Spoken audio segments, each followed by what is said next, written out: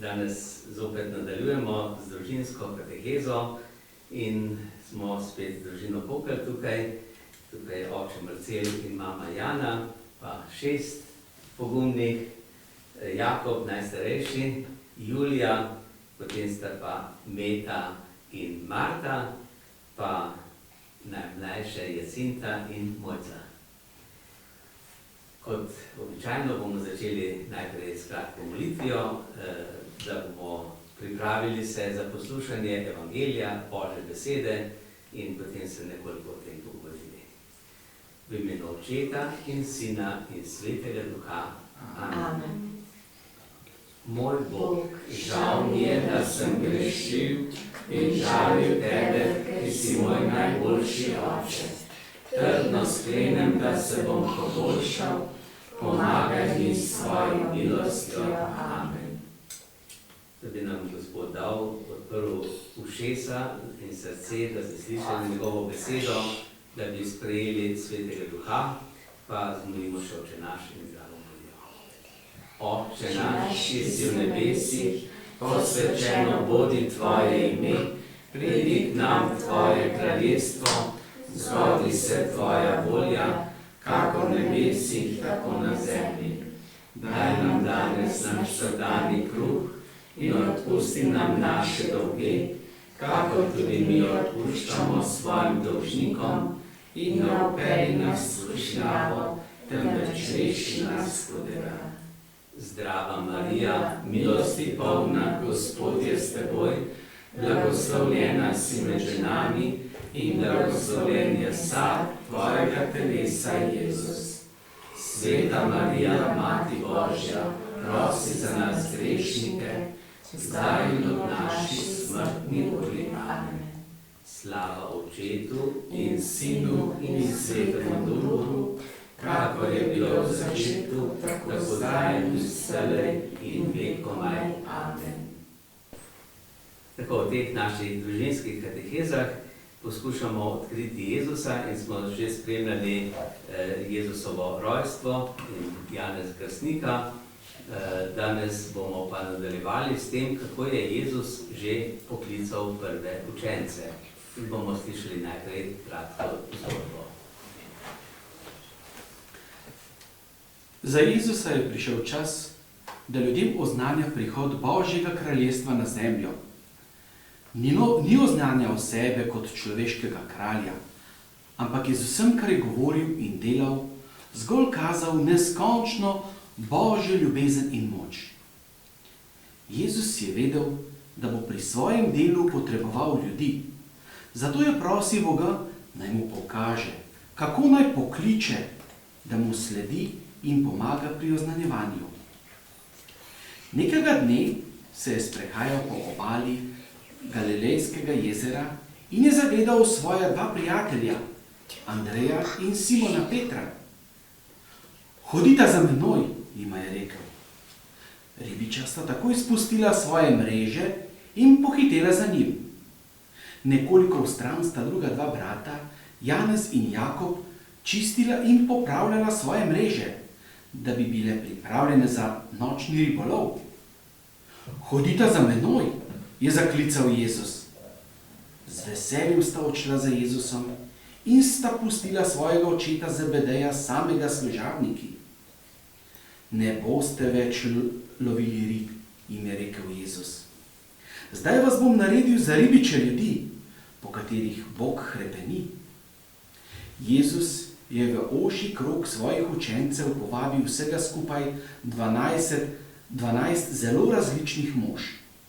Poleg ribičev so bili med njimi tudi bojevniki za svobodo, ki so skušali svoje ljudstvo rešiti rimske oblasti. Eden od njih, Matej, je bil cestninar. Za kralja Heroda je pobiral davek od vsakogar, ki je v njegovo provinco Galilejo pripeljal svoje blago. Judje so cestninarje sovražili in zaničevali. Vdinjali so se rimskim zavojevalcem, vendar so pogosto terjali večjo vsoto, kot so zahtevali Rimljani, in ostanek zadržali zase. Čeprav s časoma še mnogi drugi postali so Jezusovi učenci, je bila ta 12-terica nekaj posebnega. Jezus jih je imenoval apostoli ali poslanci. Pošiljal jih je oznanjati veselo sporočilo o Božjem kraljestvu tudi v druge kraje. Njihova imena so Simon, imenovan Peter, Jakob in Janez, Zebedejeva sinova, Andrej, Filip, Bartolomej, Matej, Tomaž, Jakob, Alfejev sin, Tadej, Simon Gorečnik in Juda Iškariot. Tako, no, smo slišali zdaj tole kratko poročilo, ki je malo združeno od 2-3 evangelistov. Zdaj pa malo pomislimo. Jezus torej je prišel iz krsta v Jordanu, tam je Janez Krstnik govoril, glejte, jame Božje. In 2 učenca sta šla takoj ga vprašati, kje stanuje, in sta šla za njim, to sta da Jakob in Janez, oziroma Andrej in Janez, ki sta bila že pri Janezu Krstniku učenca. No, potem pa so med drugim bili v Galileji, ko je Jezus prišel v domače kraje, tam so bili pa še drugi prijatelji in sorodniki od Janeza Krstnika, tudi od Jezusa. No in tam je pa potem poklical, zbral te prve učence, ki jih je potem pripravljal, da so nadaljevali njegovo poslanstvo. To, kar je Jezus delal. No in Jezus je začel z oznanjevanjem Božjega kraljestva. To Božje kraljestvo je rekel, Janez Krstnik se je približalo, Jezus je rekel, to kraljestvo je že tukaj. Čas se je dopolnil. To, kar so preroki napovedovali, dolga stoletja, da bo prišel Mesija, da bo Bog poslal posebnega preroka, to se je zgodilo z Jezusom. No in Jezus torej je začel učiti, oznanjati, ampak predno je oznanjal, je želel že takoj, da bodo ti učenci slišali vse, kar bo povedal in videli vse, kar bo Jezus naredil. No in zato je Jezus želel, da bodo priče od začetka njegovega oznanjevanja pa do konca.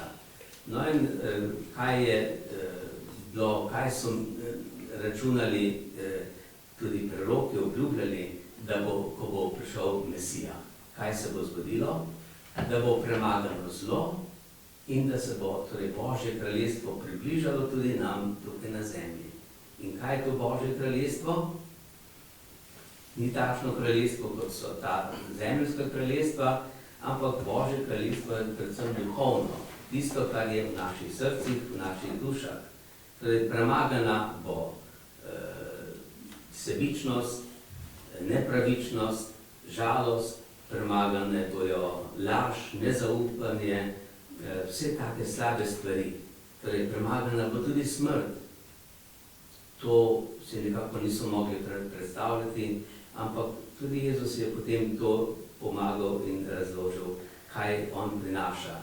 Torej, on pa prinaša v tem Božjem kraljestvu resnico, ljubezen, pravičnost, pa mir, pa veselje, pa bratstvo in pravo življenje. To je tako, ki ne bo več omejeno smrtjo. No in zato se je z Jezusom zaključilo eno obdobje prerokov, napovedi in z Jezusom se začenja novo obdobje in to je obdobje, ko se je Božje kraljestvo začelo. Z Jezusom, torej, ki je prišel, oznanjal, razlagal in ki je tudi pokazal že prve stvari, čudeži, ki jih je naredil. No in danes smo slišali predvsem, kako je Jezus poklical apostole. 12 jih je izbral. A je to slučajno 12? A je bilo že ostali zavezi kaj podobnega? 12 rodov, ja. 12 rodov je bilo, ki so bili potomci Abrahama, Izaka in predvsem Jakob je imel 12 sinov. In po teh 12 sinovih so se imenovali potem rodovi In Jezus je tudi nadaljeval to, kar je bilo v Stari zavezi. Ni nekaj čist novega začel, ampak je nadaljeval. In zato je poklical 12 apostolov. Se kdo spomni kakšnega imena? Jakob, Janez, Andrej, Matej, Juda, še en Jakob, ja, Jakob starejši in mlajši sta bila, pa Filip, pa Bartolomej, pa no, smo slišali prej, ko je oče prebral zgodbo. No, to so bili apostoli, nekatere je direktno poklical, nekateri pa so prišli zraven, ker so jim ti apostoli že povedali, našli smo Mesija. Tako recimo Filip je bil tudi en tak apostol, ne? Ko je Filip videl Jezusa, ko je slišal, kako je Jezus govoril in kaj se je povedal še drugim apostolom, je takoj šel svojemu prijatelju, ki mu je bilo ime Natanael. In ta Natanael, ko je slišal Filip, je rekel, Natanael, našli smo Mesija. Natanael pa je rekel, kakšnega Mesija? Kdo pa je to slišal, da je šel Mesijo? Je rekel, ja, Jezus iz Nazareta. A iz Nazareta? Iz Nazareta, iz tiste vasi tam v Galileji, a od tam lahko kaj dobrega pride. Vse od tam ni bilo nobenega preroka še, nobenega pomembnega človeka. Je rekel, Filip, pridi pa poglej. In tako je potem tudi Natanael šel in pogledal, kdo je ta Jezus. In Jezus ga je takoj prepoznal. Tale pa pravi Galilejec, v njem pa ni zvijače. Pravi je iskren, pošten. In Natanael se začudi, kako pa me ti poznaš, odkot, se še nikoli nismo videla. In Jezus je rekel, Natanael, se si videl, ko si bil tam pod drevesom. Tako, ti tako daleč vidiš. Je rekel, še kaj drugega boste videli. Boste videli angele in še kaj drugega. No in tako se je potem pridružil tudi Natanael in počasi so se zbrali vsi ti. No in Jezus, a tudi danes koga kliče? Ja? Koga pa kliče? Vse. Nas kliče v Božje kraljestvo, vse, da bi bili krščeni. Tisti, ki smo krščeni, že vstopimo v Božje kraljestvo, ki je torej kraljestvo tukaj na zemlji in to je cerkev. To je cerkev, je Božje kraljestvo na zemlji. No in nas kliče, da bi postali člani tega kraljestva. Ampak v tem kraljestvu je potrebno imeti služabnike, ne? Ja, kdo je pravi kralj tega kraljestva? Je Jezus. Ja, Bog, Jezus, ne, je kralj. Ampak on ima svoje služabnike, tako kot ima vsak kralj svoje služabnike, ima tudi Jezus. Kdo so njegovi prvi služabniki? Apostoli. Kdo so nasledniki apostolov? Škofje in duhovniki, ja, in tudi diakoni in redovniki in redovnice, misionarji, ne, lahko so duhovniki misionarji, lahko so laiki, tisti, ki oznanjajo Božje kraljestvo, ki delajo dobro, ki služijo ljudem. No in tako smo tudi zdaj v teh dneh slišali in sem slišal poročilo o enem fantu, ki je bil iz družine, kjer je bilo 10 otrok, doma so bili pa v Venezueli. Kje je to? V Južni Ameriki, tam, kjer je danes malo težav, ne? In tam iz tiste države je bil ta fant, ki je rastel tako kot vi, hodil k maši, vsi so bili verni in ko je bil star 16 let, je rekel, jaz pa hočem biti nekaj več, pa hočem nekaj posebnega. In je šel v Ameriko, in je šel v Los Angeles. In je tam študiral in postal slavn igralec in pevc in zabavljač in tako. No in kaj? Pozabil je na Boga, pozabil molitev, pozabil na vse. Pozabil tudi na svojo družino, ni imel več stikov. Edino mama, pa nikoli ne pozabi na svoje otroke, ne? Tudi če so daleč. In je molila za njega. In potem je šla enkrat na obisk, je rekla, jaz ga hočem videti, jaz ga moram videti, svojega sina moram videti. In je šla v Los Angeles iz Venezuele, pa težko, ni bilo denar, vseeno je šla. In ko ga je videla, rekla, dragi sin, res imaš veliko stvari, veliko bogatci pa to, ampak vse to bogatstvo ni veliko vredno. Če nimaš Boga, če nimaš vere In potem se ni me zmenil za to. Je rekel, jaz uživam, jaz sem srečen in tako naprej. Ampak potem čez nekaj let, dolgo let je bilo, 33 let ni prišel domov. In potem, ko je prišel domov, je pa, zakaj je prišel domov? V enem letu je umrlo 5 članov njegove družine. Umrl je oče, en brat se je ponesrečil, en brat je naredil samomor, en stric je umrl in potem na koncu je umrla še mama. In ko pa mama umrla, zdaj pa bi bilo pa le, sestra mu je sporočila, da je umrla, pa na pogreb ni prišel, ampak je prišel potem, je rekel, bom pa enkrat na grob šel. Je potem prišel za Božič domov in malo pred Božičem so imeli tam navado molitve, devetdnevnice k malemu Jezusu. Gledajte to Jezusu. In je potem šel, so rekli, pejte danes k Maši, ker je za mamo Maša, pridi še ti. In je potem šel iz vljudnosti do svoje sestre in do drugih sorodnikov, je šel k Maši in pri tisti Maši je duhovnik rekel, kdor moli k Jezusu, tisti bo dobil posebno milost. In ta fant oziroma da je bil že mož, je rekel, milost, to je pa nekaj posebnega, to je pa nekaj dobrega. In je mislil, bom pa jaz prosil, da bom še več bogatstva, da bom še bolj bogat, pa še bolj zdrav, pa da ne bom še jaz umrl, ko jih je že toliko umrl, nenadoma, pa da ne bo kakšna nesreča.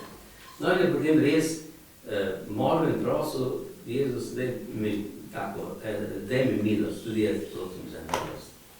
No in potem 9. dan, po tistem, ko je bil pri Maši, je šel na en sprehod, na eno posestvo tistega strica, ki je umrl, da bi videl, kaj je tam, kaj raste in kako raste, in so ga ugrabili.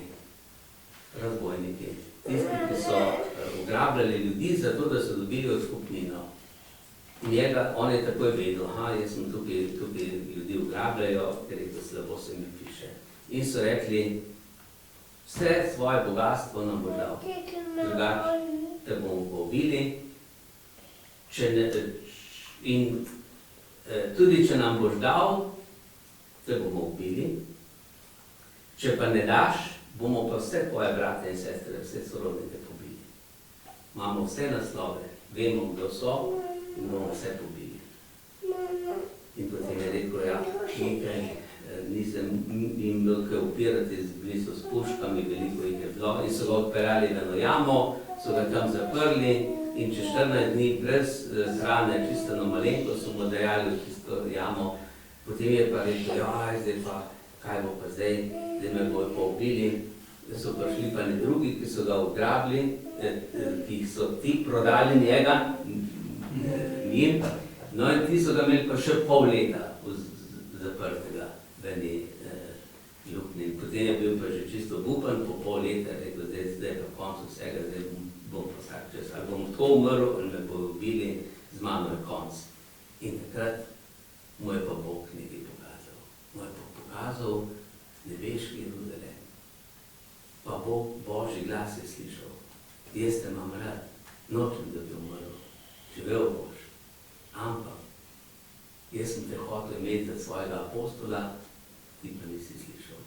Sem te vabil, sem te klical, ti me pa nisi slišal. Koliko dobrega bi lahko naredil, koliko ljudem bi lahko oznanil veselo novico, pomagal, pa nisi. Ampak je še zmeraj čas. In potem, ko se nekako spet zavedal, kdo je, kaj je, so pa prišli tisti ljudje, ki so ga ugrabili, so ga odpeljali in pustili na cesti. Ni vedel, kaj bo, prišel je avtobus, stopil na avtobus in se odpeljal.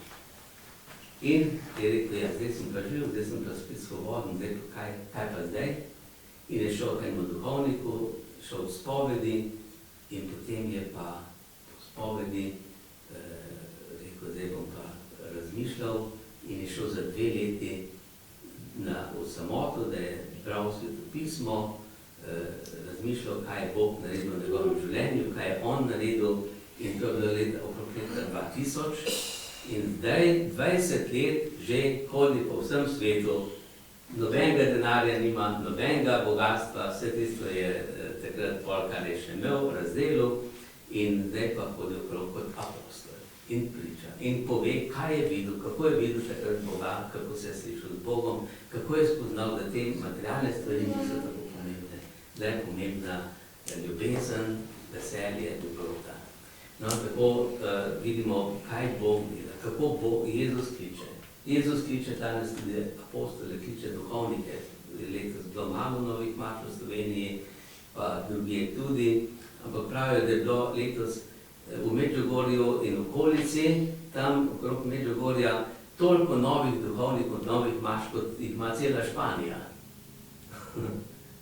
Ja, v Španiji zelo malo, tako kot v Sloveniji, in še druge po Evropi, ponekod pa je, ponekod pa Bog kliče. In zato, da bi Bog poklical tudi danes apostole, bomo zdaj še zaključili z molitvijo in pesmijo, bomo zapeli pesem, ko Jezus je začel učiti, zbral si prve učence in najprej se njegova je ljubez, dobrota izlila na dva ribiča.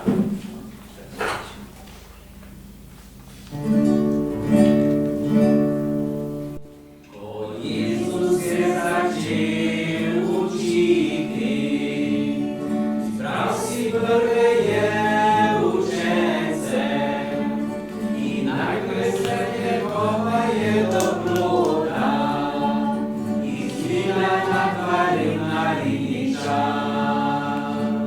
In najprej se njegova je dobrota izlila na dva ribiča. Simon in brat njegov Andrej zaslišala očitne sta besede. Hodita za menoj, napravil vaju bom, za ribiča ljudi.